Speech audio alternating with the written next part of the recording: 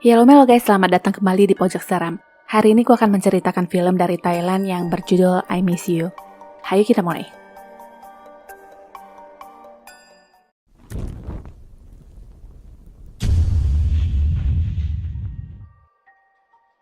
Sepasang kekasih mengalami kecelakaan di tol yang terlihat cukup parah.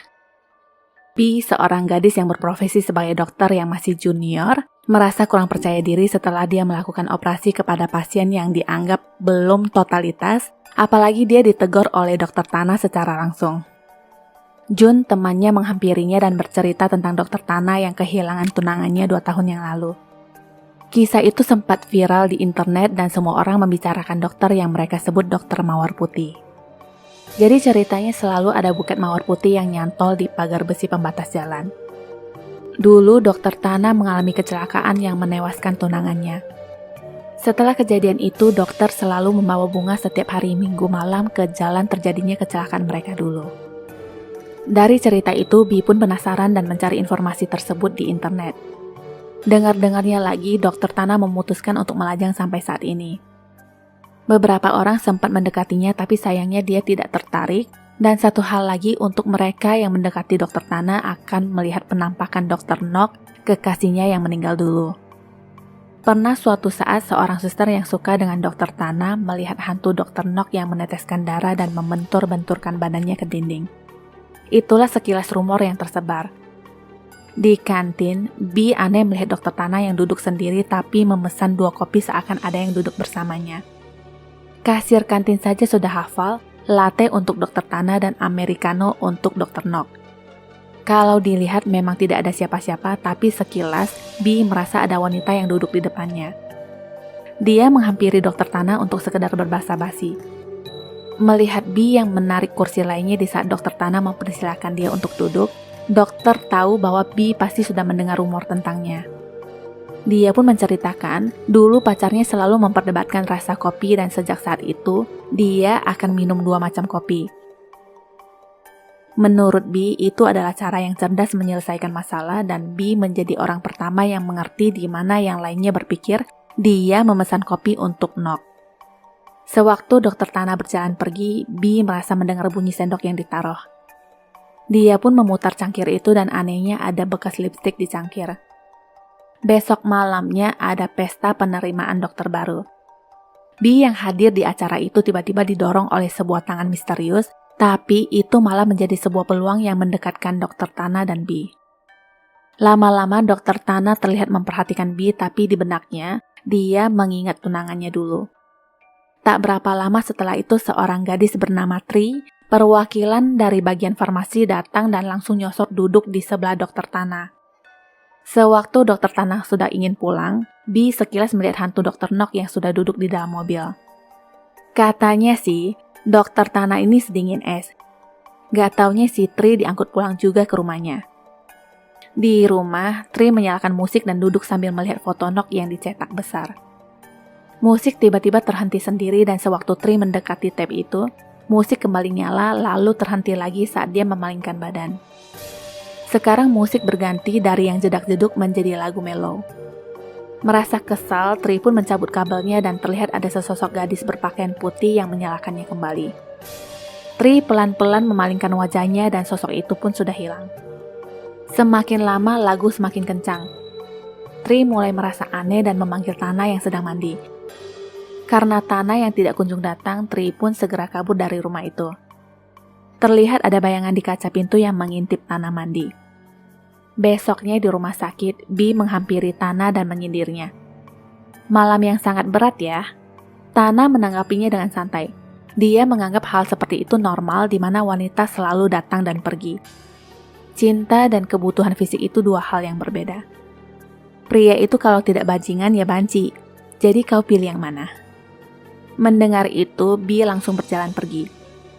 Setelah tugas mereka selesai, Tana menghampiri Bi dan meminta maaf kepadanya atas omongannya tadi, juga menawarkannya tumpangan untuk pulang. Sebelum pulang, mereka mampir ke sebuah tempat yang menjadi favorit Tana dan juga menjadi tempat di mana Tana melamar Nok dulu. Tana terus mengenang Nok dan bercerita hal itu kepada Tri. Tana beranggapan mengingat dan mempertahankan momen kebahagiaan adalah hal yang seharusnya tetapi berbeda dengan B. Dia berpendapat semakin mempertahankan momen kebahagiaan, semakin susah orang melepaskan kesedihan. Tana terdiam sebentar dan tampak menelpon seseorang. Setelah itu dia tersenyum dan mengucapkan terima kasih. Seorang pelayan mendatangi mereka dan meminta Tana untuk memindahkan mobilnya karena menghalangi. Setelah dia pergi, B tertarik melihat ponsel Tana yang diletakkan di meja untuk sekedar tahu siapa yang dihubunginya tadi. B pun mencoba menelpon kembali ke nomor Nok dan terdengar voice recorder Nok yang berkata, "Aku mungkin akan telat datang. Anggap saja semakin telat aku semakin merindukanmu. Sampai jumpa nanti." Kalimat itu seakan seperti dibisikkan hantu Nok ke telinganya. Setelah itu tidak terjadi apa-apa dan malamnya B diantar pulang. Hantu Nok tampak berdiri di samping B. Di dalam rumah, ibu B bertanya siapa yang mengantarnya pulang. B menjawab hanya teman biasa dan selamanya akan seperti itu. Ibunya mengingatkan jika memang pria itu sudah punya pacar, jangan sekali-sekali mengganggunya karena suatu hari pacarnya akan datang untuk mendamprat. Setelah B di kamar, ada sebuah pesan masuk ke ponselnya yang ternyata dari Tana yang mengucapkan terima kasih sudah menemani juga untuk nasihatnya. Setelah membalas pesan, B berencana tidur tapi ponselnya berdenting lagi beberapa kali dan anehnya tidak ada pesan yang masuk sama sekali. B mencoba mengabaikan dan mematikan lampu. Lagi-lagi ponselnya berbunyi dan sekarang tampak hantu Nok yang berdiri di samping ranjangnya. Besoknya, B tidak sengaja bertemu dengan Tana dan mereka pun menghabiskan waktu untuk mengobrol. B yang kurang tidur semalam menjadi ngantuk dan tertidur di bahu Tana. Saat itu Tana berkata, "Aku menyukainya. Bagaimana menurutmu?" "Apa? Coba aja, akan kuhantui dia." Namanya sih tidur siang, tapi sampai matahari terbenam baru bangun. Ini tidur apa pingsan ya? Bangun-bangun B kaget melihat Tana yang berubah menjadi hantu Nok. Enak ya dari tadi nyandar. Nok menjulurkan tangannya ke wajah B dan B pun terbangun dari mimpinya. Di hari berikutnya, B yang sedang berjalan di rumah sakit merasa ada yang memanggilnya, tapi setelah dia menoleh ke belakang ternyata tidak ada siapa-siapa. Temannya yang bernama Nang tiba-tiba muncul dan mereka pun berbincang. B mengatakan dia seperti dihantui hantu Nok, tapi Nang berpendapat itu tidak mungkin. Karena Dr. Nok sendiri adalah sosok yang baik, jadi walaupun menjadi hantu, dia mungkin tidak termasuk dalam spesies hantu jahat. Nang merasa Dr. Tana mendekati B dan menanyakan apakah B akan membalas perasaannya. B tersipu dan menjawab dia hanya mencoba membantu Dr. Tana untuk melepaskan kesedihannya. Hanya sebatas itu. Benarkah? Nang berubah menjadi seperti bukan dia, bahkan tangannya pun berubah menjadi tangan hantu yang membuat B kaget. B menutup matanya dan setelah dia membuka kembali matanya, Nang sudah berdiri dekat sekali di depannya dengan tampang yang menyeramkan. Setelah itu dia pun menghilang. Mengalami hal aneh itu, B segera ke toilet dan mencuci muka. Di samping tiba-tiba air kran menyala sendiri dan hantu itu ikut-ikutan mencuci tangan. Seseorang datang dan menepuk pundak B yang mengakhiri semua momen yang menyeramkan itu. Tapi anehnya B merasa seperti mengulang momen yang sama di saat dia berbincang dengan Nong. Bedanya kali ini Nong yang menyuruhnya untuk bersedia menerima Dr. Tana untuk membantunya menghilangkan kesedihannya. Di lain hari, mereka mendapatkan seorang pasien korban kecelakaan. Tana yang menangani seakan melihat Nok yang menatapnya. Dia pun menjatuhkan pisau operasinya dan tak sanggup melanjutkan prosedur operasi. Dia berhalusinasi Nok bangun dan berjalan mendekatinya. Dari kejadian itu, Tana akhirnya diskors karena dinilai membahayakan nyawa korban. Di tempat lain, Jun mengatakan pada B bahwa Tana mengundurkan diri tetapi pihak rumah sakit masih belum mau menerima pengunduran diri itu dan menyuruh B untuk berbicara dengannya. B mencoba menghubungi ponselnya tapi tidak tersambung. Hari itu kebetulan hari Minggu dan B mencoba mencarinya di jalan tol tempat di mana dia mengalami kecelakaan dulu. Hantu Nok tiba-tiba muncul dan menyeberang. B tercengang melihatnya dan mencoba mendekat ke sana yang hampir saja tertabrak. Untungnya Tana datang tepat waktu dan menariknya. B langsung memintanya untuk memikirkan kembali keputusannya yang ingin mengundurkan diri dari rumah sakit dan meyakinkan apa yang terjadi dengan Nok dulu bukanlah kesalahannya. Tapi Tana tidak berpikir demikian. Diceritakan kembali dulu sewaktu kecelakaan terjadi, Nok sekarat sedangkan Tana hanya luka ringan. Karena Tana yang seorang dokter, dia pun mencoba melakukan CPR sebagai langkah penyelamatan di mobil ambulans, tapi sayangnya nyawanya tetap tidak tertolong. Tana berkata Nok meninggal tapi tetap ada di sini. B menanggapi dengan waras yang berkata, iya, dia masih tinggal di hatimu. Tapi bukan itu yang dimaksud Tana. Mayat Nok sendiri ternyata disumbangkan ke rumah sakit sebagai penelitian para mahasiswa. Walaupun mayat itu sudah keriputan dan berubah bentuk, cincin pertunangan mereka masih melingkar di jarinya. Melihat itu, B baru sadar masalah Tana ini sudah sangat akut dan butuh obat langka jika ingin menyembuhkannya. Tana sendiri pun mengakui tidak ada yang bisa menolongnya. Sebenarnya bukan tidak ada yang bisa menolongnya, tapi lebih pada Tana sendiri yang tidak ingin ditolong. B mengungkapkan isi hatinya yang menyukai Tana dan menanyakan perasaan Tana terhadapnya. Tana melirik ke mayat itu dan tidak menjawabnya. B merasa patah hati dan berjalan pergi. Gak taunya, Tana berubah pikiran dan menyusulnya. Intinya Tana juga menyukainya. Di ruang mayat, hantu Nok pun hanya berdiri diam di samping mayatnya sendiri. Dari ungkapan cinta langsung berlanjut ke ranjang rupanya. Bangun-bangun B sudah di kamar Tana. Ada sebuah pesan di secari kertas yang mengatakan Tana pergi sebentar dan dia meninggalkan kunci rumah pada B. Masa-masa yang membuat B berbunga-bunga tetapi cuma sebentar. Di hari berikutnya dia menelpon Tana tapi tidak terhubung. Ibu B mengatakan tadi dia mendapatkan telepon dari seorang wanita yang mengaku bernama Nok dan berpesan agar B tidak mengganggu suaminya. Malamnya B pergi ke rumah Tana tapi tidak menemukan Tana di rumah. Yang ada malah hantu Nok yang muncul. Dia berjalan mendekatinya yang ternyata itu hanyalah cermin dan berubah menjadi pantulan sosok B sendiri. Setelah B membalikkan badan, dia merasa menendang sesuatu di lantai yang ternyata adalah sebuah kunci mobil. Hantu Nok muncul di belakangnya. Merasa mencurigai sesuatu, B segera berjalan ke garasi dan membuka kunci mobil. Di sana tampak hantu Nok membuka pintu mobil untuknya. B masuk ke dalam dan di saat dia ingin menyalakan mobil, tangan hantu itu menepuk tangannya seakan menghalangi. Kunci itu terjatuh ke bawah dan dari kejadian itulah B menemukan sebuah foto Tana yang terlihat tidur dengan seorang perempuan yang tertutup bercak darah. Cerita dibawa ke masa lalu di mana saat itu Nok menanyakan pada Tana apakah yang ada di foto itu adalah dia. Tana mengakui dan Nok terdiam karena memang hanya sebatas itu yang Nok ingin tahu. Berbeda dengan Tana, dia lebih ingin membahas masalah mereka dan alasan kenapa dia tidur dengan perempuan lain. Nok berkata walaupun Tana tidur dengan wanita lain, dia percaya bahwa cinta Tana tidak akan berubah terhadapnya dan tiba-tiba terjadilah kecelakaan itu. Entah kenapa B pingsan di mobil dan bangun-bangun sudah ada di kamar Tana.